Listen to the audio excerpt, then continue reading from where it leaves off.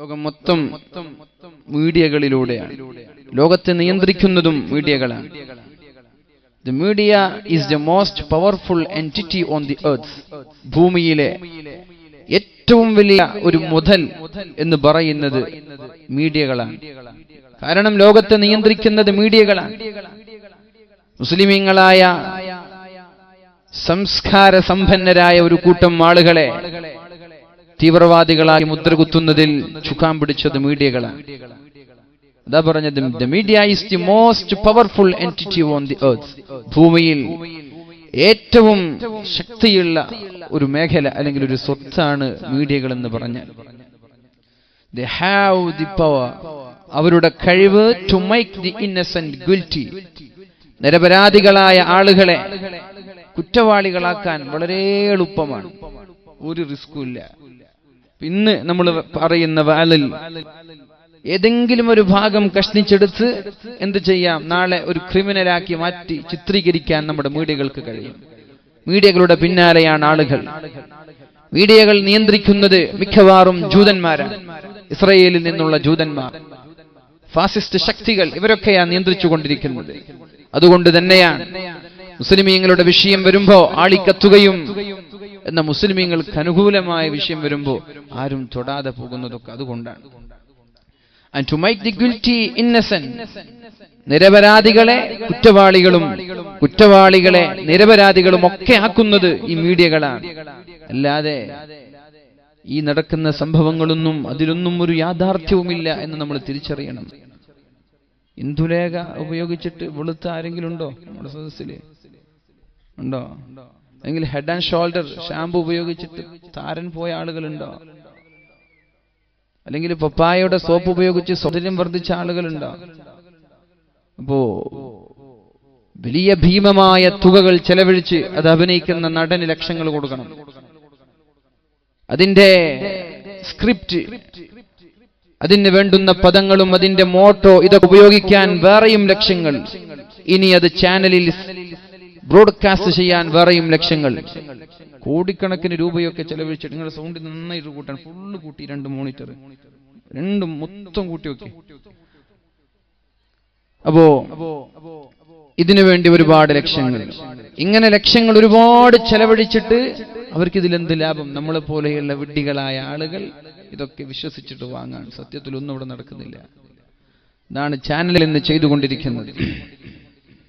And that is power because they control the minds of the mass. ജനങ്ങളെ മൊത്തം നിയന്ത്രിക്കുന്നത് മീഡിയകളാണ്. മനുഷ്യന്റെ മനസ്സ് മീഡിയകളുടെ കൈകളിലാണ്. നമ്മുടെ ബുദ്ധിയും നമ്മുടെ തലച്ചോറും നമ്മുടെ ചിന്താമണ്ഡലങ്ങളും നമ്മൾ പണയം വെച്ചിരിക്കുന്നത് ചാനലുകൾക്ക് മുമ്പിലാണ്. അതുകൊണ്ട് ചാനലുകാരെ കുറ്റം പറഞ്ഞിട്ട് കാര്യമില്ല. നമ്മളെ സ്വയം പഴിക്കുക. മിസ്റ്റേക്സ് നമ്മുടെ ഭാഗത്താണ്. അല്ലാഹു നമ്മൾക്ക് ബോധം നൽകട്ടെ. അപ്പൊ മീഡിയ അതിലെന്തൊക്കെ പെടുന്നു? ചിലപ്പോൾ വയസ്സന്മാർക്ക് ഇത് വിഷയം പിടിച്ചുകൊള്ളണമെന്നില്ല.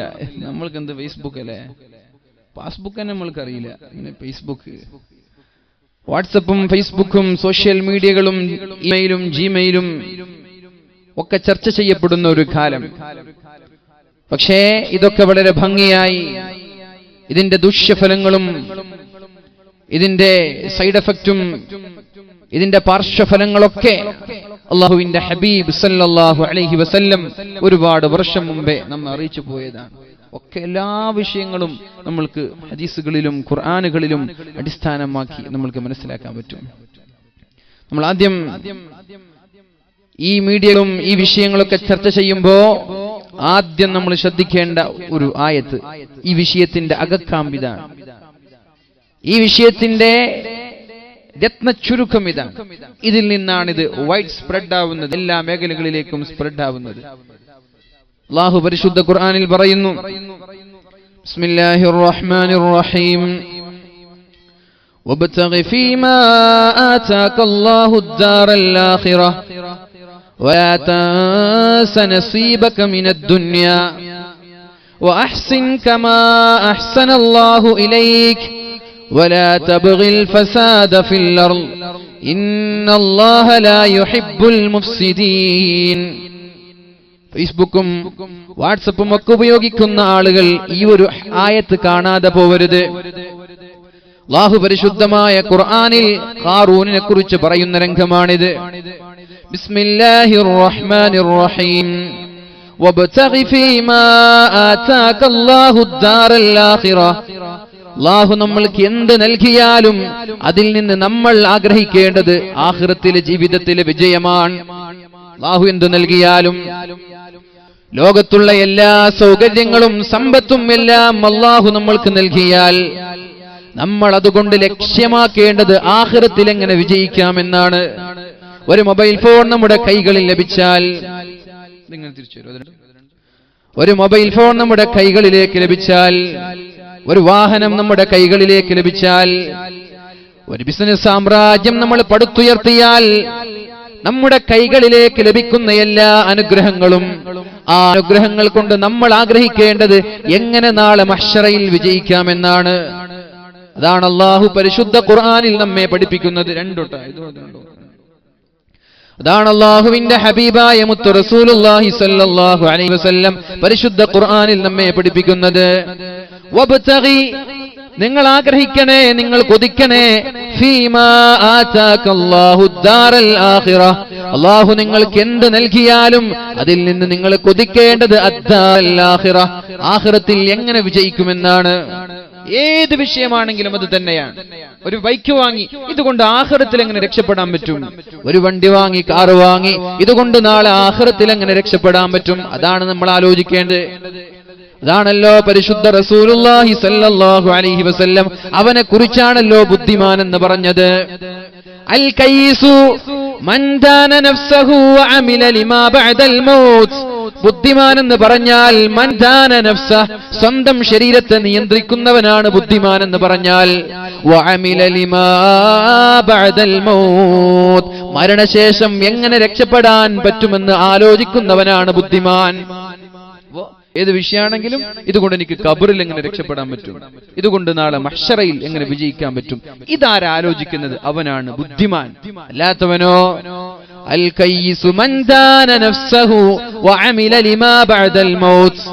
എന്ത് ലഭിച്ചാലും, ഏതൊരു വിഷയം വന്നാലും നാളെ മഹ്ശറ ലോകത്ത് എങ്ങനെ വിജയിക്കുമെന്ന് ആഗ്രഹിക്കുന്ന ആളുകളാണ് ബുദ്ധിമാൻ എന്ന് പറഞ്ഞാൽ. വഅമില ലിമാ ബഅദൽ മൗത്ത്, മരണശേഷമുള്ള ലോകത്തേക്ക് വേണ്ടി അധ്വാനിക്കുന്നവനാണ് ബുദ്ധിമാൻ. ഇവിടെ ഷോർട്ട് ടൈം പീരീഡ് ആണ്, ഇത് ചെറിയ ഒരു കാലമാണ്. ഇവിടെ ഒന്നും ഒരു യാത്രക്കാരനാണ്. ദുനിയാ കേ മുസാഫിർ മൻസിൽ തെരേ ഖബർ ഹേ. ഓ ദുനിയാവിലെ യാത്രക്കാരാ, നീ പോകേണ്ടത് ഖബറിലേക്കാണ്, നിന്റെ വീട് ഖബറിലാണ്. മഹാനായ ഇബ്നുൽ ഖയ്യിം റളിയല്ലാഹു അൻഹു പറയുകയാണ്, ഇബ്നുൽ ഖയ്യിം റളിയല്ലാഹു അൻഹു പറയുകയാണ്, ഉമ്മമാരുടെ ഗർഭപാത്രത്തിൽ നിന്ന് ഭൂമി ലോകത്തേക്ക് കാലെടുത്ത് വെച്ചത് മുതൽ നമ്മളെല്ലാവരും യാത്രക്കാരാണ്. നമ്മുടെ യാത്ര തുടങ്ങിയിരിക്കുകയാണ്. ഉമ്മമാരുടെ ഗർഭപാത്രത്തിൽ നിന്ന് ഭൂമിയിലേക്ക് കാലെടുത്ത് വെച്ച ആ ദിവസം മുതൽ നമ്മളെല്ലാവരും യാത്രക്കാരാണ്. യാത്രയുടെ ഡെസ്റ്റിനേഷൻ ഏതാണ് നമ്മുടെ ലക്ഷ്യസ്ഥാനം ഏതാണ്? ആ ലക്ഷ്യസ്ഥാനമാണ് ഖബർ എന്നുള്ളത്. നമ്മൾ ദുബായിലേക്ക് പോകുമ്പോ 3000 കിലോമീറ്റർ താണ്ടണം. നമ്മുടെ ഡെസ്റ്റിനേഷൻ ദുബായ് ആണ്. സൗദി ആണെങ്കിൽ സൗദിയാണ്. ഈ യാത്രക്ക് അവിടെ എത്തിയ യാത്ര കഴിഞ്ഞു. പക്ഷേ നമ്മുടെ യാത്ര, ഇതിന്റെ ഡെസ്റ്റിനേഷൻ ഖബറാണ്. നമ്മളൊക്കെ യാത്രക്കാരാണ്. ആ യാത്രയിലേക്കുള്ള ഓരോ കിലോമീറ്ററുകളാണ് നമ്മുടെ പകലുകളും നമ്മുടെ രാത്രികളും. നമ്മൾ മനസ്സിലാക്കണം, ഖബറിലേക്കുള്ള യാത്രയുടെ കിലോമീറ്ററുകളാണ് നമ്മുടെ രാത്രിയും നമ്മുടെ പകലുകളും ഒക്കെ. ഒരു രാത്രി കഴിയുമ്പോൾ നമ്മൾ ആലോചിക്കണേ, ഖബറിലേക്കുള്ള കിലോമീറ്റർ അടുത്തു എന്നാണ്.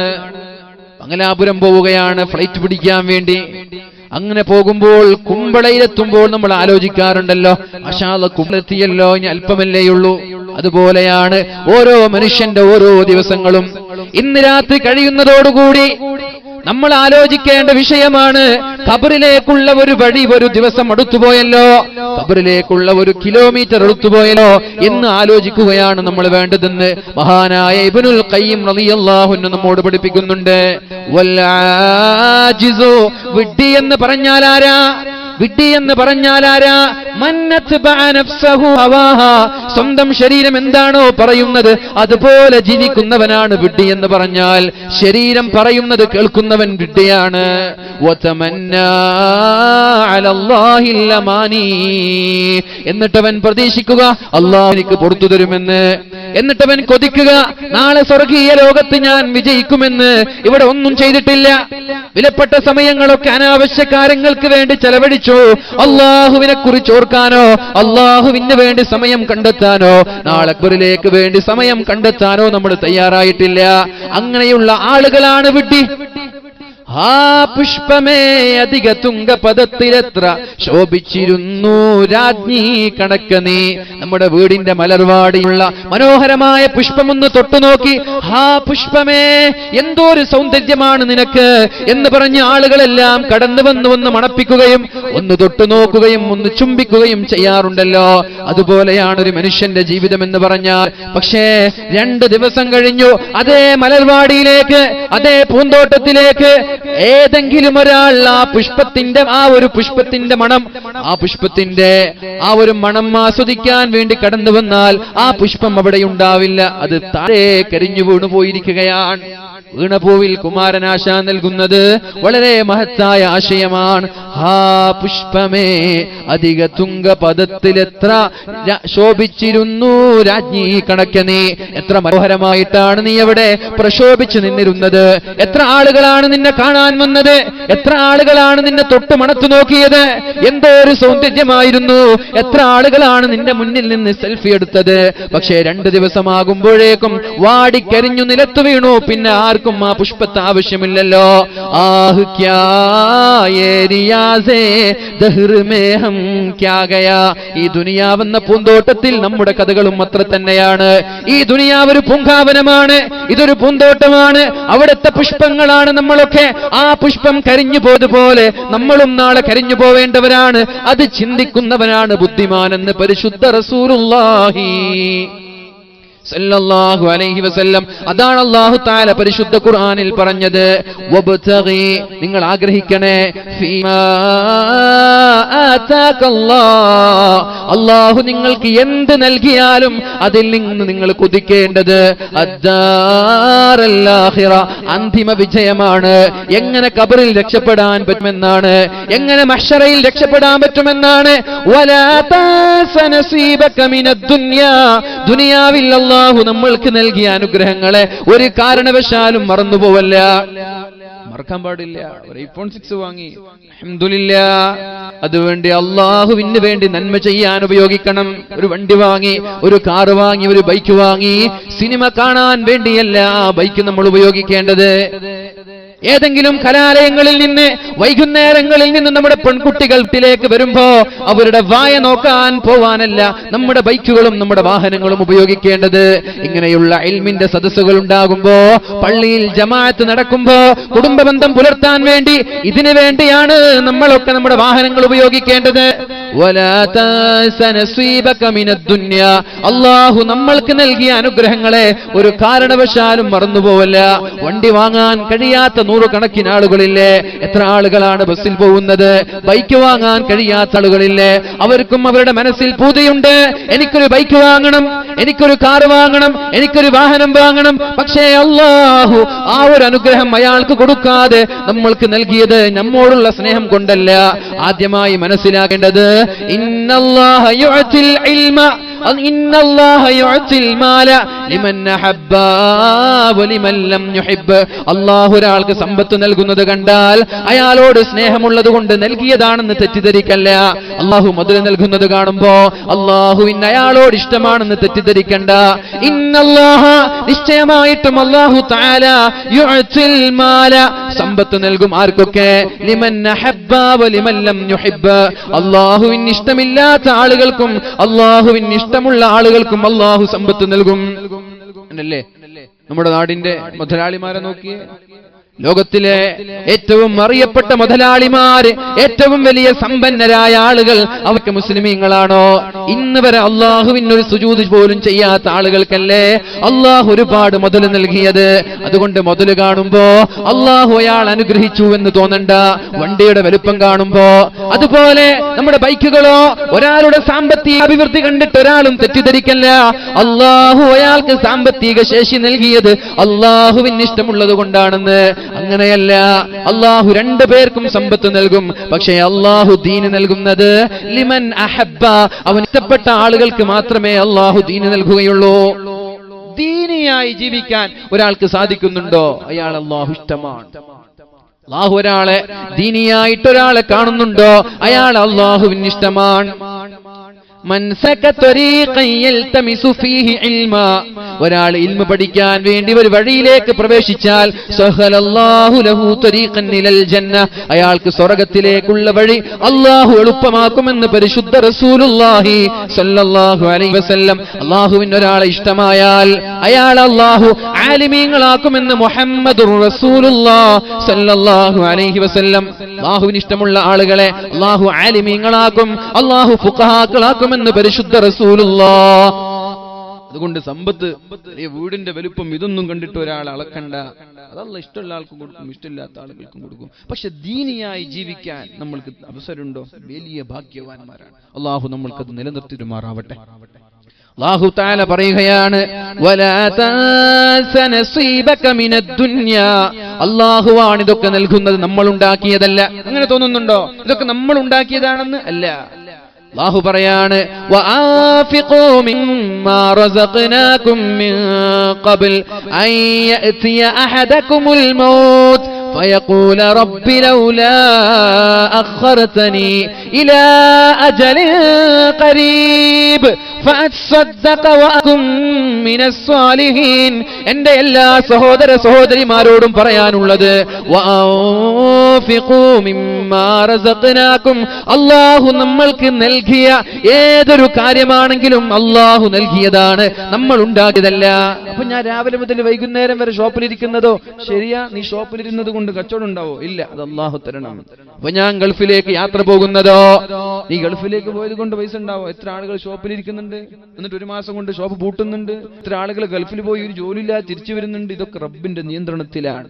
അല്ലാഹുവാണ് ഇതൊക്കെ നൽകുന്നത്. ആ ഒരു ബോധം നമ്മൾക്ക് ഉണ്ടാവണം.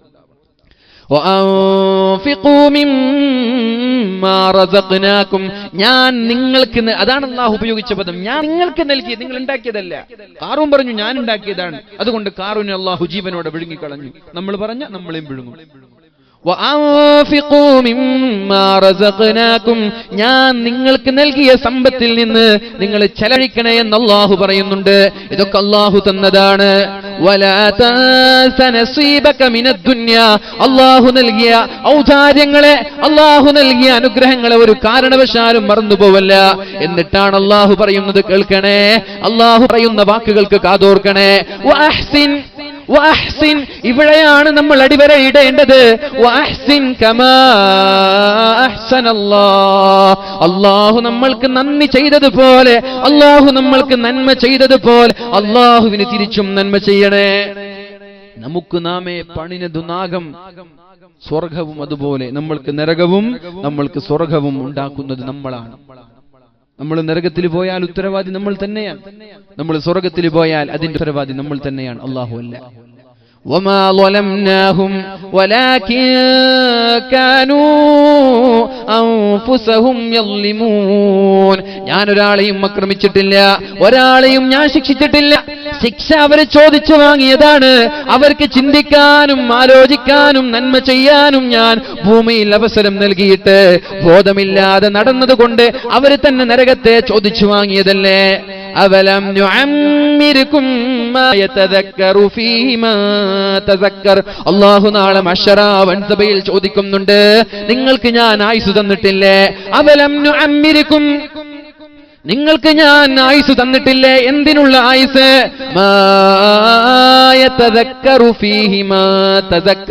ആലോചിക്കുന്ന ആളുകൾക്ക് ആലോചിക്കാൻ, ചിന്തിക്കുന്ന ആളുകൾക്ക് ചിന്തിക്കാൻ, പഠിക്കേണ്ടവർക്ക് പഠിക്കാനുള്ള ആയുസ് ഭൂമിയിൽ ഞാൻ നിങ്ങൾക്ക് തന്നിട്ടില്ലേ? എന്തേ നന്നാവാത്തത്?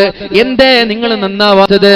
നാളെ മഹ്ശറ വൻസഭയിൽ നരകത്തിൽ കിടന്നുകൊണ്ട് യാ മാലികു ലിയഖ്ളി അലൈനാ, ഒരുപാട് കാലക്കാലം നരകത്തിൽ കിടന്ന് ശരീരമാകെ വെന്തുരുകുമ്പോഴാണ് മാലിക് റളിയല്ലാഹു അൻഹുവിനോട് പറയുന്നത്, യാ മാലിക്, ഒന്ന് രക്ഷപ്പെടുത്തുമോ?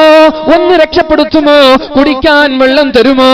ഞങ്ങളുടെ ശരീരമാകെ ദ്രവിച്ചു പോയിട്ടുണ്ട്, ശരീരത്തിൽ നിന്ന് രക്തവും ചലവും ഒഴുകുന്നുണ്ട്, ശരീരമാകം വെന്തുപോയിട്ടുണ്ട്, കരിഞ്ഞു പോയിട്ടുണ്ട്. യാ മാലികു ലിയഖ്ളി അലൈനാ, ഒന്ന് റബ്ബിനോട് പറയണേ, ഒന്ന് രക്ഷപ്പെടുത്താൻ, അല്ലെങ്കിൽ ഒന്ന് വെള്ളം തരാൻ, അല്ലെങ്കിൽ ഒരു ഭക്ഷണം നൽകാൻ കഴിയില്ല. ഖദ് സാല മിന്നൽ ഹദീദ്, സ്വദീദ്, ഞങ്ങളിൽ നിന്ന് ചലമിതാ ഒഴുകുകയാണ്.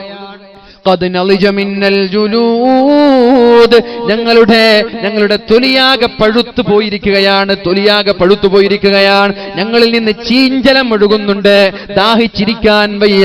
അതുകൊണ്ട് റബ്ബിനോടൊന്ന് പറയണേ, അല്ലാഹുവിനോടൊന്ന് പറയണേ, ഇവിടെ നിന്ന് ഒന്ന് രക്ഷപ്പെടുത്താൻ പറയുമോ എന്ന് മാലിക് അലൈഹിസ്സലാമിനോട് നരകവാസികൾ ചോദിക്കുമ്പോഴാണ് മാലിക് അലൈഹിസ്സലാം പറയുന്നത്, ഇഖ്സഉ ഫീഹാ, ഒരു വാക്ക് മിണ്ടരുത്, ഒരു വാക്ക് മിണ്ടാൻ പാടില്ല, സംസാരിക്കാൻ പാടില്ല, മിണ്ടാതിരിക്കണം. ഇതെപ്പം മറുപടി വരുന്നറിയോ? ചോദിച്ചിട്ട് 1000 വർഷക്കാലം കഴിഞ്ഞിട്ടാ മറുപടി പറയും. ഈ മോണിറ്റർ ഇങ്ങനെ ആക്കിയ ഉപകാരവും. 1000 വർഷം കഴിഞ്ഞിട്ടാണ് മാലിക് മറുപടി പറയാ. മാലിക് അലൈഹിസ്സലാമിനോട് നരകത്തിൽ നിന്ന് കരഞ്ഞ് നരകവാസികൾ ചോദിക്കും, പ്ലീസ് ഒന്ന് സഹായിക്കോ. 1000 വർഷം കഴിയുമ്പോ മറുപടി പറയും. എന്തെന്നറിയ മറുപടി? മിണ്ടാതെ അവിടെ ഇരുന്നു, നിങ്ങൾക്ക് ആലോചിക്കാനും ചിന്തിക്കാനും ദുനിയാവിൽ സമയം തന്നിട്ടില്ലേ? അപ്പൊ നിങ്ങൾ കളിച്ചു നടന്നു, എന്നിട്ട് ഇവിടെ നിന്നിട്ട് കരയാണല്ലേ? പിന്നെ അവരൊരു വാക്ക് മുണ്ടൂല, പിന്നെ ഇങ്ങനെ ഗർജിക്കാൻ, ഇങ്ങനെ കരയാൻ, വെപ്രാളത്തോടെ ഇങ്ങനെ നമ്മളൊക്കെ കരയുന്നത് പോലെ അനന്തമായി കരഞ്ഞുകൊണ്ടിരിക്കുമെന്ന് മഹാന്മാരായ പണ്ഡിതന്മാർ നമ്മെ പഠിപ്പിക്കുകയാണ്. അള്ളാഹു നമ്മളെ രക്ഷപ്പെടുത്തുമാറാവട്ടെ. നമ്മൾ ആലോചിക്കേണ്ടത്,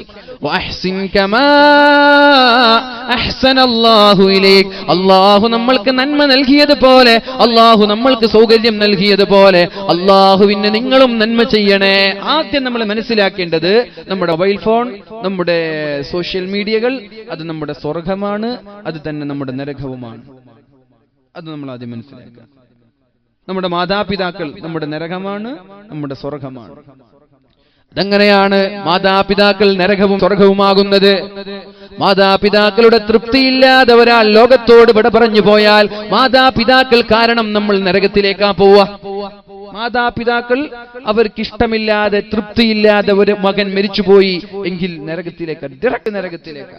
ഉമ്മമാരെ വെറുപ്പിക്കുന്ന ആളുകൾ, ഉമ്മമാരോട് എതിർ സംസാരിക്കുന്ന ആളുകൾ, ഉമ്മമാർക്കെതിരെ ശബ്ദിക്കുകയും ഉമ്മമാർക്കെതിരെ ഒച്ചപ്പാടുണ്ടാക്കുകയും ഉമ്മമാരെ വേദനിപ്പിക്കുകയും ചെയ്യുന്ന ആളുകൾ, അവർക്ക് അല്ലാഹു അജ്ജല ലഹുൽ ഉഖൂബത ഫിദ്ദുനിയ, നാളെ ആഖിറത്തിൽ മാത്രമല്ല ദുനിയാവിൽ വെച്ച് തന്നെ ശിക്ഷ നൽകുമെന്ന് ശഫീഉനാ റസൂലുള്ളാഹി സല്ലല്ലാഹു അലൈഹി വസല്ലം പഠിപ്പിക്കുകയാണ്. അതുപോലെ തന്നെയാണ് നമ്മുടെ സോഷ്യൽ മീഡിയകളൊക്കെ അങ്ങനെ തന്നെയാണ്, നമ്മുടെ മൊബൈൽ ഫോണുകളും അങ്ങനെ തന്നെയാണ്, നമ്മുടെ വാട്സപ്പും നമ്മുടെ ഫേസ്ബുക്കും അങ്ങനെയാണ്. സ്വർഗം വാങ്ങേണ്ടവർക്ക് സ്വർഗം വാങ്ങാം, നരകം വാങ്ങേണ്ടവർക്ക് നരകം വാങ്ങാം. പക്ഷെ എങ്ങനെയാണ് സ്വർഗം ലഭിക്കുക, എങ്ങനെയാണ് നരകം ലഭിക്കുക? അതാണ് നമ്മൾക്ക് ഇവിടെ പഠിക്കാനുള്ളത്.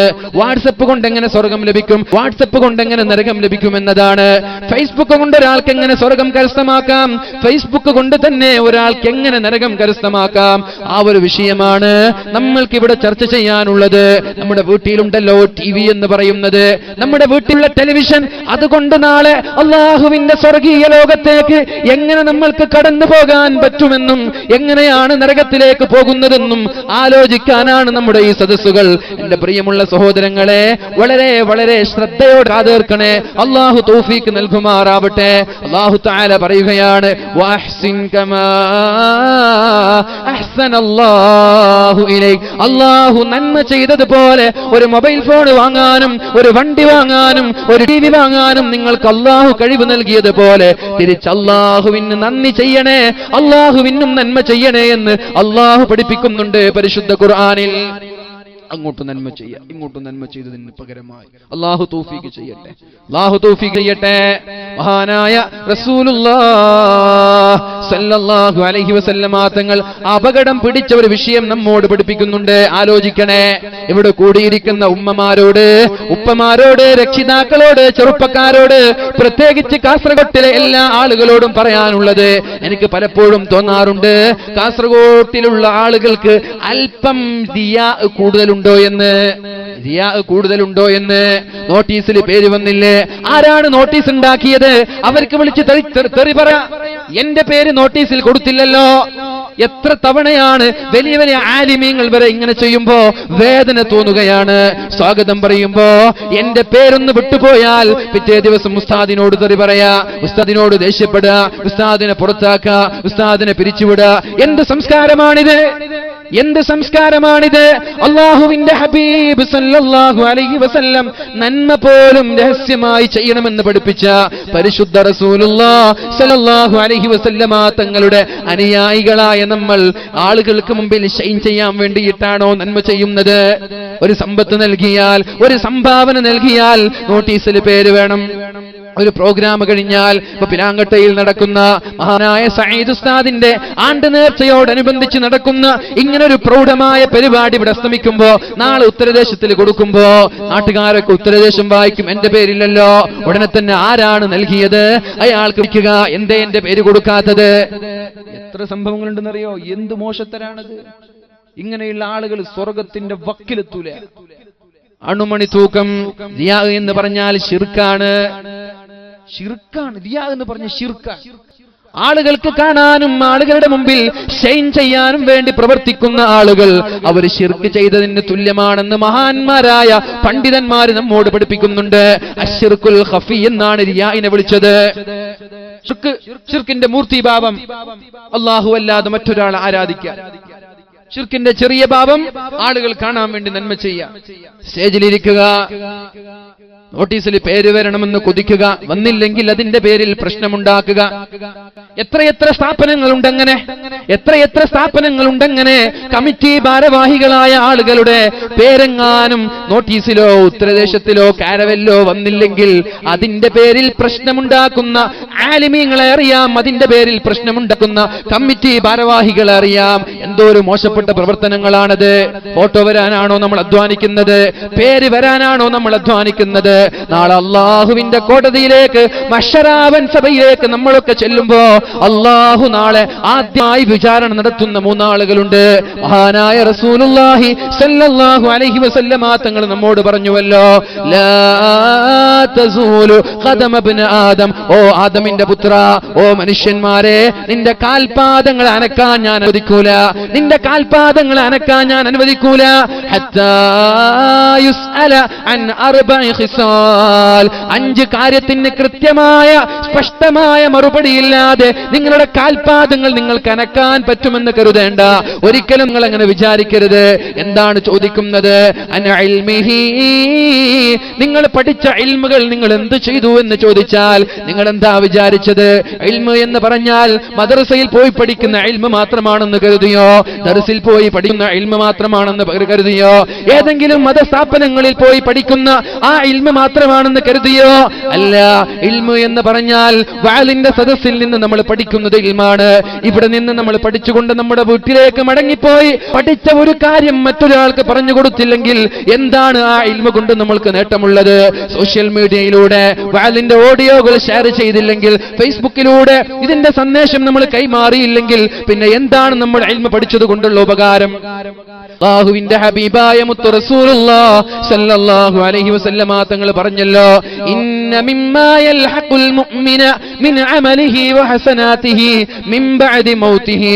ഒരാൾ ലോകത്തോട് വിട പറഞ്ഞാൽ, ഒരാൾ അന്ത്യവിശ്രമം കഴിഞ്ഞാൽ, ഒരാൾ മരിച്ചുപോയാൽ അയാളുടെ ഖബറിലേക്ക് കടന്നു വരുന്ന ഇൽമൻ, അയാളുടെ ഖബറിലേക്ക് കടന്നു വരുന്ന അമലുണ്ടല്ലോ, അത് ഇൽമൻ അല്ലമഹു വനശറ, അവൻ പഠിപ്പിച്ച ഇൽമാണ്. അവൻ പഠിക്കുകയും മറ്റൊരാൾക്ക് പറഞ്ഞു കൊടുക്കുകയും ചെയ്യുന്ന ഇൽമുകൾ നാളെ നമ്മുടെ ഖബറിലേക്ക് കടന്നു വരുമെന്ന് പരിശുദ്ധ റസൂലുള്ളാഹി സല്ലല്ലാഹു അലൈഹി വസല്ലം നമ്മെ പഠിപ്പിക്കുകയാണ്. അപ്പൊ നിങ്ങൾ വിചാരിക്കും ഞങ്ങൾ ഇൽമു പഠിച്ചിട്ടില്ലല്ലോ, ഇതൊക്കെ ഇൽമാണ്. ഖബറിലേക്ക് വരുന്ന ഏറ്റവും വലിയ അമല് എന്താണ്? ഇൽമൻ അല്ലമഹു വനശറ. നമ്മൾ പഠിക്കുകയും പഠിപ്പിക്കുകയും നാട്ടുകാരിലേക്ക് എത്തിക്കുകയും ചെയ്യുന്ന അമല്, നാട്ടുകാരിലേക്ക് എത്തിക്കുകയും ചെയ്യുന്ന ഇൽമ്, അതാണ് നമ്മുടെ ഖബറിലേക്ക് കടന്നു വരുന്നത്. ഇപ്പൊ വാട്സപ്പ് ഖബറിൽ രക്ഷപ്പെടാനുള്ള വഴിയാണ്, ഫേസ്ബുക്ക് ഖബറിൽ രക്ഷപ്പെടാനുള്ള വഴിയാണ്. വാട്സപ്പ് വഴി ഇൽമ് പ്രചരിപ്പിക്കുക, ഫേസ്ബുക്ക് വഴി ഇൽമ് പ്രചരിപ്പിക്കുക. നാളെ നമ്മൾ മരിച്ചു, ഖബറിലെത്തി, നമ്മുടെ വാട്സപ്പിൽ അയച്ച വീഡിയോകൾ, ഓഡിയോകൾ, ഇമേജുകൾ, ടെക്സ്റ്റുകൾ, ഇതൊക്കെ ഇങ്ങനെ ഓരോ ആളുകളുടെ മൊബൈലിൽ ഇങ്ങനെ ഷെയർ ചെയ്തുകൊണ്ടിരിക്കുകയാണ്. ഫേസ്ബുക്കിൽ അയച്ചത് അത് കുറെ ആളുകൾ കാണുന്നുണ്ട്, ലൈക്ക് ചെയ്യുന്നുണ്ട്, ഡിസ്ലൈക്ക് ചെയ്യുന്നുണ്ട്, കമന്റ് ചെയ്യുന്നുണ്ട്, ഷെയർ ചെയ്യുന്നുണ്ട്. നീ മരിച്ചു, നിന്റെ ഖബറിലേക്ക് വന്നുകൊണ്ടേയിരിക്കും മരണം വരെ. സോഷ്യൽ മീഡിയകളിൽ നിന്ന് അതെടുത്ത് കളയപ്പെടൂല. അതാണ് അതിന്റെ പ്രത്യേകത. ഇതാണ് ഇൽമ്. നമ്മൾ സോഷ്യൽ മീഡിയ കൊണ്ടുള്ള നേട്ടം ഇതാണ്. അല്ലാഹു തൗഫീഖ് ചെയ്യട്ടെ. അല്ലാഹു റബ്ബ് സുബ്ഹാനഹു വ തആല തൗഫീഖ് നൽകുമാറാവട്ടെ. ഇതാണ് പരിശുദ്ധ റസൂലുള്ളാഹി സ്വല്ലല്ലാഹു അലൈഹി വസല്ലമ തങ്ങൾ നമ്മോട് പഠിപ്പിച്ചത്. ഇന്ന മിമ്മാ യൽഹഖുൽ മുഅ്മിന മിൻ അമലിഹി. ഒരു മുഅ്മിനായ ഒരു സഹോദരന്റെ ഖബറിലേക്ക് വരുന്ന നന്മകൾ ഏതൊക്കെയെന്നറിയോ? വഹസനാതിഹി. അവന്റെ നന്മകൾ ഖബറിലേക്ക് വരുന്നത് ബഅദ മൗതിഹി. അയാൾ മരിച്ചു കഴിഞ്ഞാൽ ഖബറിലേക്ക് നിരന്തരമായി കടന്നു വരുന്ന നന്മകൾ ഏതൊക്കെ? ഏതുവരെ? ഖിയാമത്ത് നാൾ വരെ. ഏതുവരെ? ഖിയാമത്ത് നാൾ വരെ. പള്ളി നിർമ്മിക്കുകയാണ്, പള്ളിയുടെ ഭവനത്തിന്റെ പള്ളിയുടെ നിർമ്മാണം ഇതുവരെ പൂർത്തീകരിച്ചിട്ടില്ല. ഈ ഒരു പള്ളി നിർമ്മിക്കുമ്പോൾ എന്റെ വക 1000 രൂപ ഇരിക്കട്ടെ, എന്റെ വക 1000 രൂപ ഇരിക്കട്ടെ എന്ന് പറഞ്ഞ് ഇവിടെ ഇരിക്കുന്ന ഏതെങ്കിലും ഒരാൾ 1000 രൂപ പള്ളിക്ക് കൊടുക്കാൻ തയ്യാറായാൽ, ആ ഖബറിൽ നമ്മൾ നാളെ മരിച്ചുപോയാൽ എത്ര കാലമാണോ പിലാങ്കട്ടയിൽ സ്ഥിതി ചെയ്യുന്ന ഈ മസ്ജിദ് ഇവിടെ നിലനിൽക്കുന്നത്, എത്ര ആളുകളാണോ അവിടെ നിസ്കരിക്കുന്നത്, എത്ര ആളുകളാണോ അവിടെ ഖുർആൻ ഓതുന്നത്, എത്ര ആളുകളാണോ അവിടെ വഅദ് പറയുന്നത്, എത്ര ആളുകളാണോ അവിടെ ഇഅ്തികാഫിരിക്കുന്നത്, പരിശുദ്ധമായ റമളാനിന്റെ അവസാനത്തെ 10-ൽ 100 കണക്കിന് ആളുകൾ ഈ പള്ളിയിൽ വന്ന് ഉറക്കമൊഴിച്ചുകൊണ്ട് പടച്ച റബ്ബിന് വേണ്ടി ദുആ ചെയ്യുമ്പോ, എന്റെ പൊന്നു സഹോദര, നമ്മുടെ ഖബറിലേക്ക് വരാനുള്ള നന്മയാണതൊക്കെ, നമ്മുടെ ഖബറിലേക്ക് വരാനുള്ള മുതൽക്കൂട്ടാണതൊക്കെ. ഖിയാമത്ത് നാൾ വരെ ഈ പള്ളി നിലനിന്നാൽ ഖിയാമത്ത് നാൾ വരെ നമ്മുടെ ഖബറിലേക്ക് ഇതിന്റെ പ്രതിഫലം എത്തിക്കൊണ്ടിരിക്കും. അല്ലാഹു തൗഫീഖ് ചെയ്യുമാറാവട്ടെ. 1000 രൂപ ഞാൻ ഏറ്റെടുക്കാണ് ഈ പള്ളിക്ക്. അങ്ങനെ ഏറ്റെടുക്കാൻ താല്പര്യമുള്ള ആളൊന്ന് കൈപ്പൊക്കെ. നാളെ ഖബറിലേക്ക് നന്മയായി വരാൻ വേണ്ടി 1000 രൂപ ഇൻഷാ അല്ലാഹ് ഒന്ന് കൈപ്പൊക്കെ. അൽഹംദുലില്ലാഹ്. 1 ആള്, 2 ആള്, 3 ആള്, 4 ആള്, വേഗം വേഗം 1000 രൂപ. ചെറിയൊരു തുക. 5 ആള്, അൽഹംദുലില്ലാഹ്. 6, മാഷാ അല്ലാഹ്. ഉണ്ടോ? വേഗം ഒരു 100 ആളെങ്കിലും വേണം. 7 ആള്, അൽഹംദുലില്ലാഹ്. 8, 9. ചെറിയ തുക ഞാൻ പറഞ്ഞു. 1000 രൂപ ചെറിയൊരു തുക ഞാൻ പറഞ്ഞു. വലിയൊരു തുക ഒന്നും ഞാൻ പറഞ്ഞിട്ടില്ല. 1000 കൊടുക്കാൻ പറ്റാത്ത ആളുകളൊന്നും നമ്മുടെ ബദിയെടുക്കയുടെ ചുറ്റുഭാഗത്തില്ല. കാരണം ഞാൻ ബദിയെടുക്കാരനാണ്. പുറത്തു വന്ന ആളുകൾക്ക് സംശയമുണ്ട്. മാഷാ അല്ലാഹ്. 9 ആള്. ഇതൊന്നും ഇത് നിങ്ങൾ കൈപ്പൊക്കുമ്പോൾ ഒരിക്കലും വിചാരിക്കരുത് ഇത് അമല് പോവോ. ഇത് അമല് പോവാനുള്ള കൈപ്പൊക്കലല്ല, അമല് കൂടാനുള്ള കൈപ്പൊക്കലാണ്. നിങ്ങളിൽ നിന്നുള്ള ഒരാൾ കൈപ്പൊക്കുമ്പോ ബാക്കിയുള്ള ആൾ കാണും, അയാൾ കൈപ്പൊക്കിയല്ലോ എനിക്കും കൊടുക്കണമല്ലോ, അതിനുള്ള കൈപ്പൊക്കലാണിത്. ഇത് റിയാഇന്റെ ഉള്ള കൈപ്പൊക്കലല്ല, ഇത് പേരിനുള്ള കൈപ്പൊക്കൽ. അൽഹംദുലില്ലാഹ്. 10, മാഷാ അല്ലാഹ്. 2000 രൂപ. അൽഹംദുലില്ലാഹ്. അല്ലാഹുവേ നീ സ്വീകരിക്കണേ അല്ലാഹ്. അല്ലാഹുവേ നമ്മുടെ ബോയിക്കാനം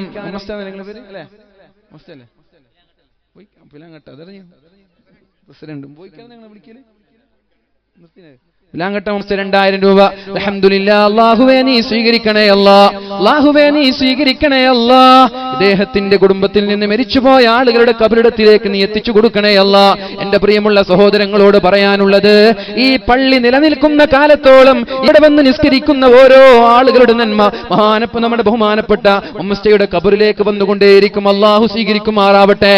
അതുകൊണ്ട് അവസരം നഷ്ടപ്പെടുത്തരുത്, അവസരം നഷ്ടപ്പെടുത്തരുത് എന്റെ പ്രിയമുള്ള സഹോദരങ്ങളെ. 1000 രൂപ നമ്മളാൽ കഴിയുന്നത് നമ്മൾ നൽകണം. എന്നാലേ നമ്മുടെ ഖബറിലേക്ക് കടന്നു വരികയുള്ളൂ.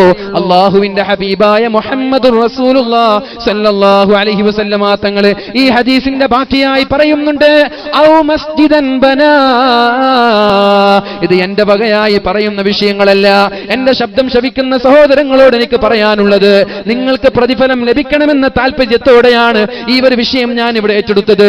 എന്നോട് സംഘാടകർ പറഞ്ഞിട്ടില്ല, പിരിക്കാനോ പള്ളി നിർമ്മാണത്തിന്റെ ഒരു വിഷയം പോലും എന്നോട് പറഞ്ഞിട്ടില്ല. ഇവിടെ ഒരു പള്ളി ഇതാ പകുതിയിൽ കിടക്കുന്നത് കണ്ടപ്പോ എനിക്ക് തോന്നി, ഇവിടെ ഇരിക്കുന്ന ആളുകൾക്കെല്ലാം നാളെ ഖബറിലേക്ക് നിരന്തരമായി വരുന്ന ഒരു അമല് ലഭിക്കട്ടെ എന്ന് എനിക്ക് തോന്നി. ചോദിച്ചു, എന്നോട് പറഞ്ഞു, ഒരാളിനോട് പള്ളിയുടെ വിഷയം പറഞ്ഞിട്ട് പിരിവിന്റെ വിഷയം പറഞ്ഞിട്ടില്ല, ഒരാളും പറഞ്ഞിട്ടില്ല. എനിക്ക് തോന്നി ഇവിടെ പള്ളി കാണുമ്പോൾ ഇവിടെ ഇരിക്കുന്ന നമ്മൾക്കൊക്കെ ഇതിലൊരു ഷെയർ വേണം. അതുകൊണ്ട് ഞാൻ ആദ്യം ഏറ്റെടുത്തു, ഇനിയുള്ള കൈകളൊക്കെ പൊക്കിയൊന്ന് 1000 രൂപ നമ്മുടെ ഖബറിലേക്കുള്ളൊരു ഡെപ്പോസിറ്റ് ആണ്. അള്ളാഹു സ്വീകരിക്കുമാറാവട്ടെ. നിങ്ങളൊരു കാര്യം ചെയ്യ്, സയ്യിദ് നിങ്ങൾ പേര് നിങ്ങളൊന്നും ഇങ്ങനെ നടക്കുക. അപ്പോൾ കൈപൊക്കാൻ മടിയുള്ള ആളുകളൊക്കെ തരും. പിന്നെ പെണ്ണുങ്ങളുടെ ഭാഗത്താക്കി. ഇതൊക്കെ നാളേക്ക് കിട്ടുന്ന വലിയൊരു മുതലാണ്. ഈ അവസരം നമ്മൾ മുതലെടുത്തില്ലെങ്കിൽ ഇത് വേറൊരാളെടുക്കും. വേറൊരാളെടുത്ത് നമ്മൾക്ക് നഷ്ടമായി. ഇന്ന് നമ്മൾ ഇത് മുതലെടുത്തില്ലേ, ഇത് വേറൊരാൾ ഏറ്റെടുക്കും. ഇത് ഏറ്റെടുക്കുന്ന ഉറപ്പാണ്. അള്ളാഹുവിന്റെ പള്ളി അതിവിടെ നിങ്ങൾ ആരും സഹായിച്ചില്ലെങ്കിൽ ഈ പള്ളി ഇവിടെ പൂർത്തിയാകും. അതിൽ യാതൊരു ഡൗട്ടില്ല. ഇത് നമ്മളെ കണ്ടിട്ടോ നിങ്ങളെ കണ്ടിട്ടോ ആരെ കണ്ടിട്ടും തുടങ്ങിയതല്ല. ഇത് അള്ളാഹുവിന്റെ ഭവനമാണ്. നമ്മൾ ആരും ഏറ്റെടുത്തില്ലേ, പള്ളി അവിടെ നടക്കും. പള്ളി അവിടെ ഇതുവരെ ഇതിനേക്കാളും വലിയ പള്ളിയൊക്കെ ലോകത്തിന്റെ കേരളത്തിന്റെ കാസർഗോഡ് ജില്ലയുടെ മുക്കുമൂലകളിൽ വളരെ ഭംഗിയായി 8 കോടി 10 കോടിയുടെ പള്ളിയൊക്കെ ഉയർത്തപ്പെട്ടിട്ടുണ്ട്. അതൊന്നും നമ്മളെ പോലെയുള്ള ആളുകൾ കണ്ടിട്ടല്ല. പക്ഷെ നമ്മൾ എന്ത് ചെയ്യണം, അതിലൊരു ഭാഗവാക്കുക, ഒരു ഷെയർ നമ്മൾ എടുക്കുക. അള്ളാഹു തൗഫീഖ് ചെയ്യട്ടെ. എന്റെ സഹോദരിമാരോട് പറയാനുള്ളത്, അള്ളാഹു നാളെ ഖബറിലേക്ക് നൽകുന്ന ഏറ്റവും വലിയ ഡെപ്പോസിറ്റ് ആണ് ഈ ഒരു 1000 രൂപ. അള്ളാഹു സ്വീകരിക്കുമാറാവട്ടെ. റസൂലുള്ളാഹി സ്വല്ലല്ലാഹു അലൈഹി വസല്ലമ തങ്ങൾ പറയുകയാണ്, ഇന്ന മിമ്മാ യൽഹഖുൽ മുഅ്മിന മിൻ അമലിഹി വഹസനാതിഹി ബഅദ മൗതിഹി. മരിച്ചാൽ ഒരാളുടെ ഖബറിലേക്ക് നിരന്തരമായി അണമുറിയാതെ വരുന്ന ഒരു അമലുണ്ടല്ലോ, ഔ മസ്ജിദൻ ബനാ, പള്ളി നിർമ്മിക്കാൻ ഒരാൾ സഹായിച്ചാൽ അതും അയാളുടെ ഖബറിലേക്ക് വരുന്ന ഏറ്റവും വലിയ നന്മയാണെന്ന് പരിശുദ്ധ റസൂലുള്ളാഹി സല്ലല്ലാഹു അലൈഹി വസല്ലം അതേ ഹബീബ് തന്നെയാണ് പറഞ്ഞത്. മൻ ബനാ ലില്ലാഹി മസ്ജിദൻ കമിഫഹസി ഖതാത്തിൻ, ഒരു മാടപ്രാവിന് ഇരിക്കാൻ ഉതകുന്ന ഒരു പള്ളി ഒരാൾ നിർമ്മിച്ചാൽ, ഒരു മാടപ്രാവിന് ഇരിക്കാൻ ഉതകുന്ന ഒരു പള്ളി ഒരാൾ നിർമ്മിച്ചാൽ, ബനല്ലാഹു ലഹു ബൈതൻ ഫിൽ ജന്ന, അല്ലാഹു സ്വർഗ്ഗീയ ലോകത്ത് അവന് വേണ്ടി പ്രത്യേകമായ ഒരു ഭവനം നിർമ്മിക്കുമെന്ന് പരിശുദ്ധ റസൂലുള്ളാഹ്. സ്വലാത്ത് ചൊല്ലിയാൽയോ നമ്മൾക്കും വേണ്ടേ സ്വർഗത്തിലൊരു വീട് വേണ്ടേ? അതാണ് അള്ളാഹുവിന്റെ ഹബീബ് പറഞ്ഞത്, മൻ ബനാ ലില്ലാഹി മസ്ജിദാ, അള്ളാഹുവിന് വേണ്ടി ഒരാൾ പള്ളി നിർമ്മിച്ചാൽ നമ്മൾ ആലോചിക്കൂലേ, എനിക്കൊരു വീട് പോലും നിർമ്മിക്കാൻ കഴിഞ്ഞില്ല, പിന്നെ എങ്ങനെയാണ് ഞാനൊരു പള്ളി നിർമ്മിച്ചു കൊടുക്കുക? എന്താണ് ആ ഹദീസിന്റെ അർത്ഥം? കമിഫഹസി ഖതാത്തിൻ, ഒരു മാടപ്രാവിനിരിക്കുന്ന ഒരു പള്ളി എന്ന് പറഞ്ഞാൽ, മാടപ്രാവിനിരിക്കുന്ന കൂട്ടിൽ ഒരു മനുഷ്യൻ സുജൂദ് ചെയ്യാൻ പറ്റില്ലല്ലോ. മാടപ്രാവിനിരിക്കാൻ പറ്റുന്ന ഒരു വീട്, ആ വീട്ടിലൊരു മനുഷ്യനും സുജൂദ് ചെയ്യാൻ പറ്റില്ലല്ലോ. പിന്നെ എന്താണ് കമിഫഹസി ഖതാത്തിൻ എന്ന് പറഞ്ഞത്? ഇങ്ങനൊരു പള്ളി നിർമ്മിക്കുമ്പോ ഓരോ ആളുകൾ എന്റെ വക ഒരു സ്ക്വയർ ഫീറ്റ്, എന്റെ വക 1000 രൂപ, എന്റെ വക 10,000 രൂപ, ഇങ്ങനെ പറഞ്ഞു ഒരാൾ പള്ളി നിർമ്മിക്കുമ്പോ അതിനുവേണ്ടി സഹായിച്ചാൽ, ബനല്ലാഹു ലഹു ബൈതൻ ഫിൽ ജന്ന, അല്ലാഹു അയാൾക്ക് സ്വർഗ്ഗത്തിലൊരു ഭവനം നിർമ്മിച്ചു കൊടുക്കുമെന്ന് പരിശുദ്ധ റസൂലുള്ളാഹ്. അല്ലാഹുവേ, ഇവിടെ മമ്മസ്യ 2000 രൂപ നൽകി, അല്ലാഹുവേ അദ്ദേഹത്തിനൊരു ഭവനം നീ നിർമ്മിച്ചു കൊടുക്കണേ അല്ലാഹുവേ. അതുപോലെ ഒരുപാട് ആളുകൾ ഇവിടെ നടന്നു പോകുമ്പോൾ ആയിരക്കണക്കിന് രൂപകൾ ഏറ്റെടുത്തവരുണ്ട്. അല്ലാഹുവേ, അവർക്കും നീ നാളെ സ്വർഗീയ ഭവനം നൽകണേ സ്വർഗീയ ഭവനം നൽകുമെന്ന് പറയുമ്പോ എന്റെ പ്രിയമുള്ള സഹോദരങ്ങളെ ശ്രദ്ധിക്കണേ. സ്വർഗീയ ഭവനം നൽകുമെന്ന് പറയുമ്പോ നമ്മൾക്ക് സ്വർഗത്തിലൊരു വീട്, നമ്മൾ നരകത്തില്, അതിന്റെ അർത്ഥമുണ്ടോ? അതിലെന്താ അർത്ഥം? നമ്മൾക്ക് അല്ലാഹു സ്വർഗീയ ലോകത്ത് മനോഹരമായൊരു ഭവനം നിർമ്മിച്ചു തന്നിട്ട് നമ്മൾ നരകത്തിൽ പോയാൽ ഈ വീട് കൊണ്ട് എന്ത് നേട്ടമാണ്? അതിന്റെ അർത്ഥം എന്താ? അല്ലാഹു നമ്മെ സ്വർഗീയ ലോകത്തേക്ക് കൊണ്ടുപോകുമെന്നാണ്. അതുകൊണ്ട് എന്റെ പ്രിയമുള്ള സഹോദരങ്ങളെ, നമ്മൾക്ക് നൽകാൻ പറ്റുന്ന സ്വതക്കകളിൽ ഇതിനെ കവച്ചു വെക്കാൻ പറ്റുന്ന സ്വതക്കയില്ല. ഈ പള്ളി നിർമ്മാണത്തിന് വേണ്ടി ഇങ്ങനെയുള്ള മദ്രസ സ്ഥാപനങ്ങൾ, ദീനിയായ സ്ഥാപനങ്ങൾക്ക് വേണ്ടി കൊടുക്കുന്ന അതിനെ കവച്ചു വെക്കാനുള്ള ഒരു സ്വതക്കയും നമ്മൾ ജീവിതത്തിൽ ചെലവഴിക്കാനില്ല. അതുകൊണ്ട് എന്റെ പ്രിയമുള്ള സഹോദരങ്ങളെ, താല്പര്യമുള്ള ആളുകൾ, നാളെ ഖബറിൽ രക്ഷപ്പെടാൻ ആഗ്രഹിക്കുന്ന ആളുകൾ, നാളെ സ്വർഗീയ ലോകത്തേക്ക് കടന്നു പോകണമെന്ന് കൊതിക്കുന്ന ആളുകൾ അള്ളാഹുവിന് വേണ്ടി ഒരു ഡെപ്പോസിറ്റ് ചെയ്യണേ. അള്ളാഹു തൗഫീഖ് നൽകുമാറാവട്ടെ. നമ്മൾ ചർച്ച ചെയ്തു വരുന്നത്, ദിയാ ഉള്ള ആളുകൾക്ക് അള്ളാഹു നാളെ സ്വർഗം നൽകൂല.